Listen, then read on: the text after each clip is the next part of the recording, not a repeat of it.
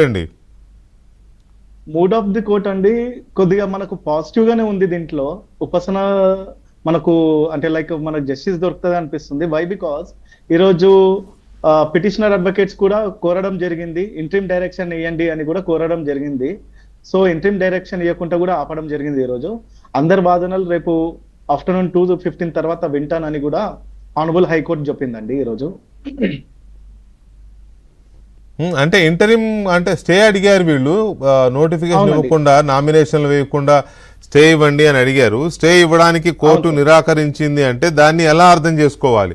అది కేవలం ఆ నోటిఫికేషన్ వరకే తిరస్కరించింది అనుకోవాలా, లేక ఇది మొత్తం జీవోకి కోర్టు అనుకూలంగా ఉండే ఒక ఇండికేషన్ అనుకుంటున్నారు మీరు?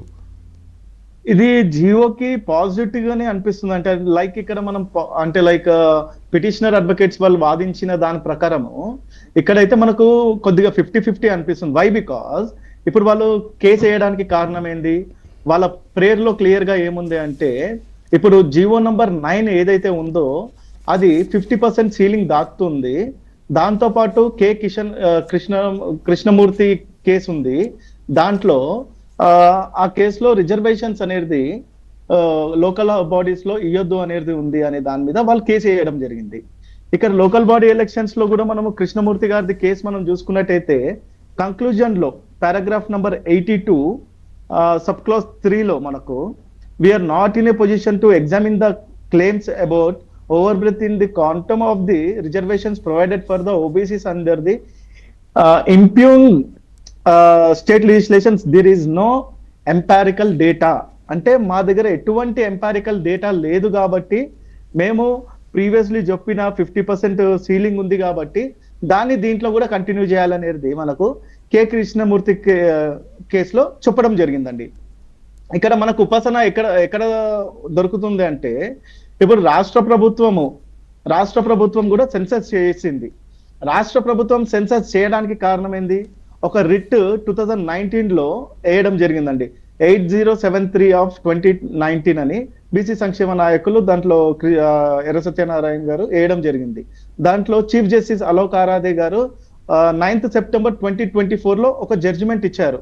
విత్ ఇన్ 3 months లోపట్ల మీరు సెన్సస్ చేయాలి అనేది ఆర్డర్ ఇచ్చారు. ఆ ఆర్డర్ ప్రకారమే ఈ ప్రభుత్వం ఈ రోజు సెన్సస్ చేయడం అనేది జరిగింది. సో దానికి కంటిన్యూషన్ గా మనం చూసుకున్నట్టయితే 2024 లో ఇంకొక కేసు వేయడం జరిగింది. స్థానిక సంస్థలలో ఎలక్షన్స్ చేయడం లేదు, దయచేసి చేయాలని కోరడం జరిగింది. 24th జూన్ 2025 లో హానరబుల్ హైకోర్టు ఆర్డర్ ఇచ్చింది. మీరు సెప్టెంబర్ 30వ తారీఖు లోపట్ల మీరు ఎలక్షన్స్ చేసి రిజల్ట్స్ కూడా ఇవ్వాలని చెప్పడం జరిగింది. ఇక్కడ మనం చూసుకున్నట్టయితే మనం ఫస్ట్ జడ్జిమెంట్ ప్రకారము సెన్సస్ తీయాలి అని హైకోర్టు ఆర్డర్ ఇచ్చింది. ఇక్కడ వచ్చేసి డెడికేషన్ కమిటీ కూడా ఇప్పుడు మనకు సెకండ్ జడ్జిమెంట్ లో చెప్పారు కదా 38th లోపట్ల చేయాలని. దానికంటే ముందు డెడికేషన్ కమిటీ కూడా చేయాలి అనేది ఏర్పాటు చేయాలనేది ఆర్ కృష్ణయ్య గారు కేసు చేయడం జరిగింది. దాంట్లో డెడికేషన్ కమిటీని కూడా సెన్సస్ తర్వాత పెట్టడం జరిగింది. డెడికేషన్ కమిటీ కూడా సైంటిఫిక్ డేటా, ఎంపారికల్ డేటా మొత్తం కూడా కలెక్ట్ చేయడం జరిగింది. కలెక్ట్ చేసి కూడా ప్రభుత్వానికి ఇవ్వడం కూడా జరిగిందండి. ఇక్కడ మనం ఈ జడ్జిమెంట్ కృష్ణమూర్తి జడ్జిమెంట్ లో ఏం చెప్పారు? దాంట్లో we don't have any empirical data అనే వర్డింగ్ ఏదైతే ఉందో అది చాలా ఇంపార్టెంట్. ఇప్పుడు మనకు దాని ప్రకారం ఇప్పుడు మన దగ్గర ఎంపారికల్ డేటా ఉందండి. సో మనకు ఈ జడ్జిమెంట్ ని మనం ఓవర్ రూల్ అయినట్టే. ఇందిరా సుహాని కేసు ఉంది. ఇందిరా సుహాని కేసు 50% సీలింగ్ దేంట్లో ఉందండి? ఓబీసీలకు ఏదైతే 50% సీలింగ్ ఉందో అది ఎడ్యుకేషనల్లీ అండ్ ఎంప్లాయ్మెంట్ లో, ఎడ్యుకేషన్ అండ్ ఎంప్లాయ్మెంట్ లోనే 50% సీలింగ్ అనే ఉంది.